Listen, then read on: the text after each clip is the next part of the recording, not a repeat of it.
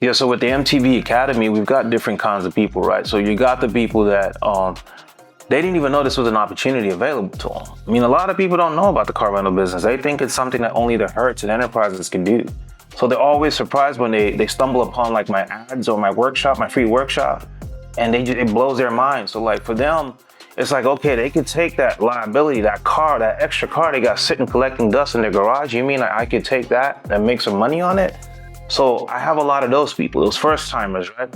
And I also get a lot of people that, they have heard about it. So there's an app out there called Turo, and it's almost like the Uber of car rentals. So for some people that excites them, so they come. I also have established car rental companies in my academy, and then I'm showing them how to scale what they have already.